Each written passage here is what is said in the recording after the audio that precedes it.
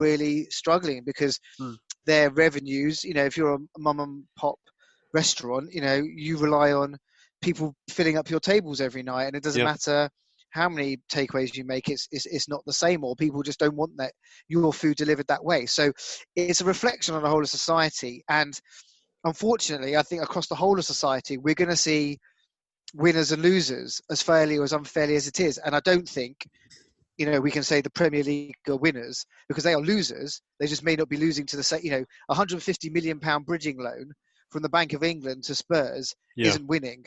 No, absolutely. The loss of boxing, the loss of concerts, the loss of tourism, and all the things that the business case for that stadium was built on has just gone in the shredder, and to the tune of 150 million quid.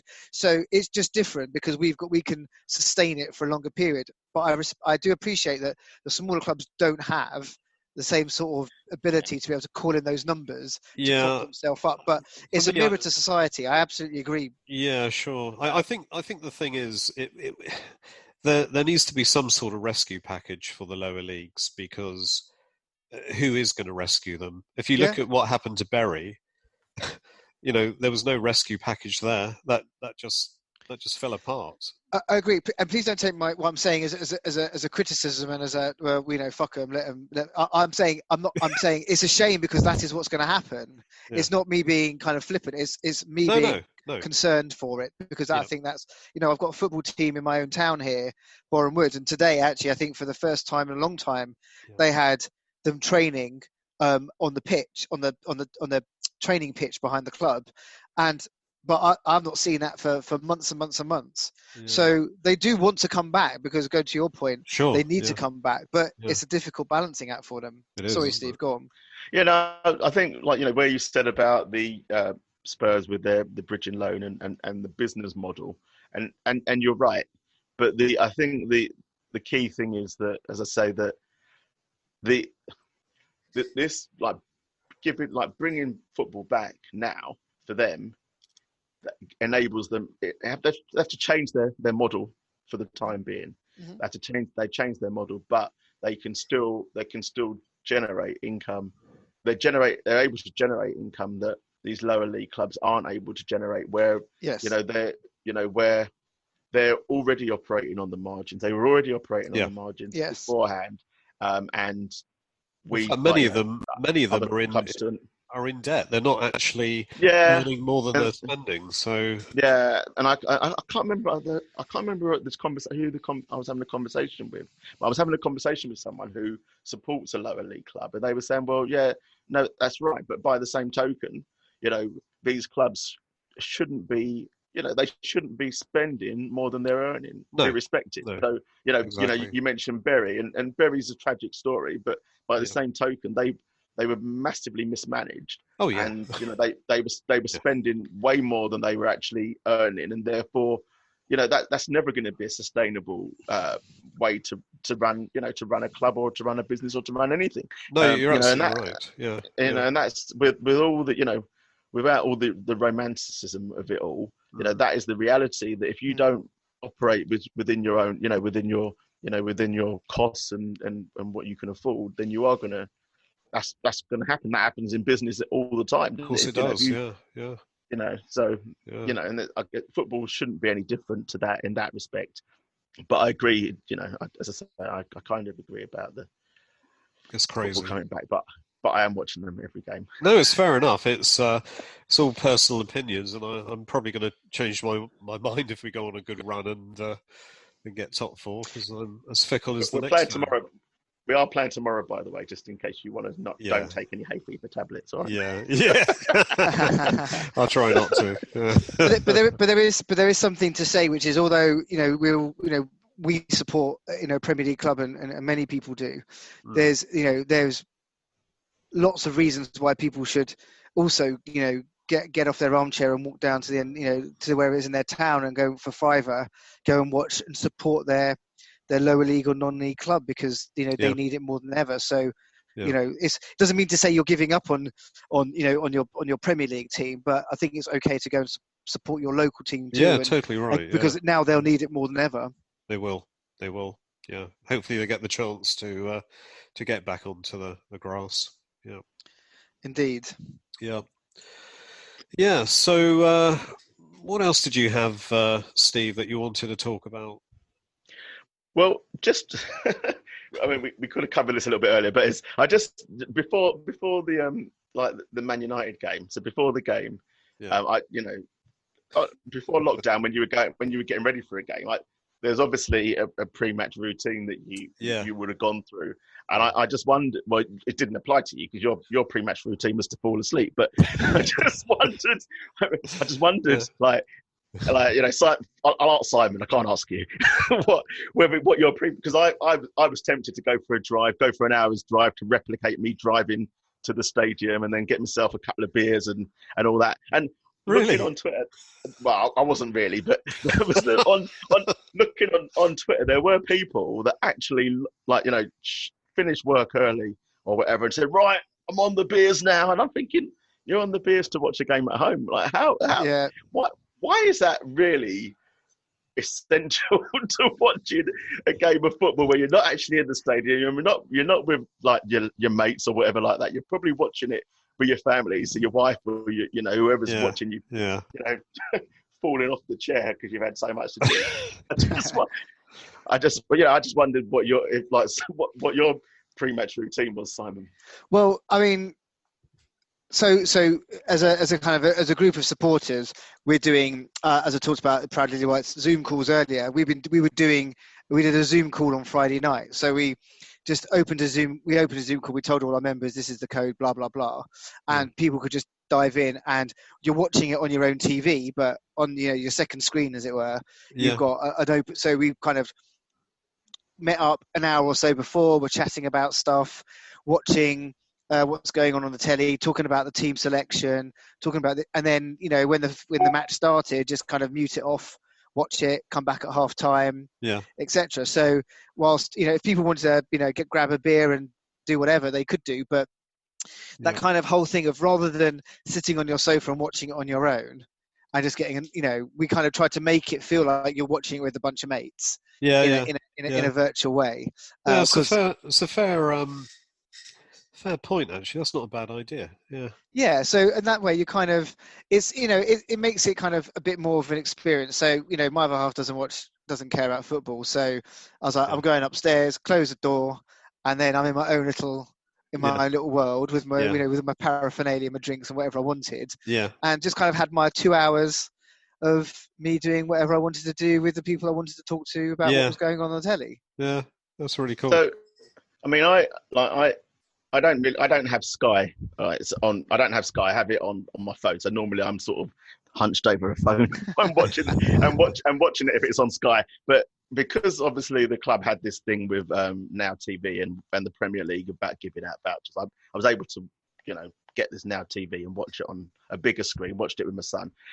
Cool. So that was quite novel. But Simon, I understand you watched the game in a very novel way. Well, I saw this on Twitter.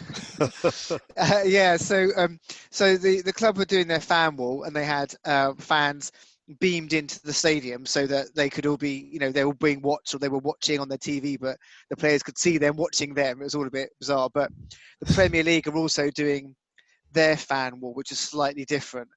And what they did is the club asked some of the groups, the supporters groups, just to nominate a couple of people. And they're doing different ones each week, so it won't always be the same groups and the same people. They're just rolling through it. But they came to us and a few other groups and said, look, there's a couple of people, put them forward to be on this. So you register for it. I had to sign consent forms and all sorts of other legal things I didn't bother reading. But ultimately you click a link from your computer, and then it puts you through to, you're watching the actual Premier League feed, but your camera's open. So after the goal, they could cut to a wall of fans celebrating. So unfortunately for me, Huh? I was going to say, do they? I mean, part of the stuff that you had to sign. Does that say that you had to always be watching the game? What it said was you couldn't. There was kind of no swearing and branded drinking. Is actually more what it said. What it didn't say was if don't respond to text messages from your mates when you think the game is running up the other end of the pitch, because a really good player could actually take the ball, run down to your side of the goal, score it, and you look up and you're like, what's going on? And then you're waiting for the instant replay so you can celebrate. So on the video wall, you've got all of these other fans going nuts around me, and I'm sitting there going, what's happening? Oh, hooray, delayed reaction. So thanks for bringing it up, Steve. And that's when you start swearing, I guess. Andy, who do you think was the only person that my son spotted on the fans wall? Let me guess. Bearing in mind I've never met your son, Leo knows no idea what I look like. How did Tyrone manage? I won't actually say what. I won't say what he said. I just won't say what he said. All right, thanks for that. Well, now of course you've got to say what he said. It's an moment for someone to text me. I can't remember exact words, but it wasn't great. Yeah. What's he doing? He's not paying attention. It's just the wrong. But actually, for me, it's just. But that feeds into the point that we were talking about earlier, which is it's about your level of level of engagement when you're watching football on TV. I don't really watch football on TV that much because it's very easy to get distracted because you're not in the moment. When you're in your seat and you're in the stadium and it's all going on around you, and I know there's loads of people who are taking videos and selfies and all the nonsense, but I'm engaged with what's going on because it's the theatre of play. But when it's on TV, I've always felt that you're just kind of a step removed from it, and you've lost there's no atmosphere, and you just you are, even though you're connected to your mates as we were. I know what you mean. Still a bit distracted what's going on. You're kind of on TV. You're more kind of watching people watch football, and you're kind of watching the game in the stadium. So whereas when you're in the stadium, you can actually, as you say, just be totally consumed by the game. Yeah. So even though I was on this thing, and it was an interesting concept that they put together. We'll see how long whether it's something that really kind of rocks on, or whether they're just trying it out, or whether they don't bother. But it's, as I said, it's one of those things where it is a very different feel, I think, watching on TV versus in the stadium. And we try, as much as you try to emulate an atmosphere with the FIFA noises and the fans on screen, and you've got a Zoom call off, lots of other things going on. It isn't the same. I think we can all recognise that. Yeah, indeed. Yeah. Okay. Right, guys, we're actually, we've actually been doing this for quite a while now. So I don't know whether we wanted to go over some listeners' questions, maybe. And we've got one from Kez. Kez at 12 Kez 12, and he says, "What do you think fans are watching? What do you think fans are watching when they just consistently say it's negative football?"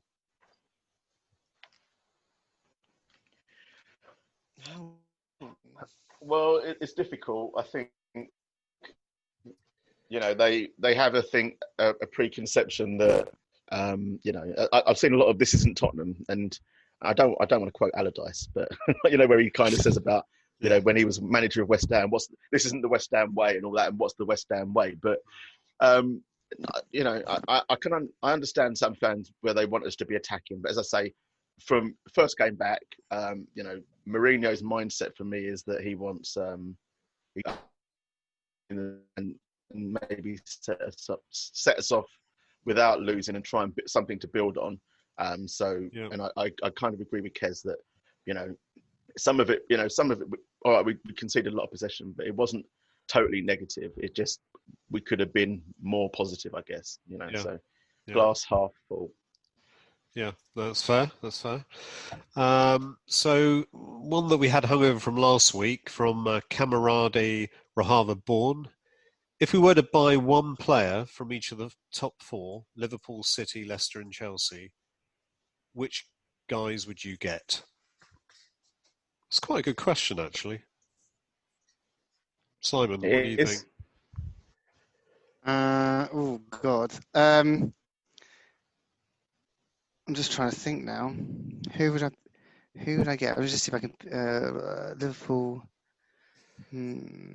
Liverpool, City, Leicester, Chelsea. I think I won't go through all of them. I think no, that's fine. Just and possibly link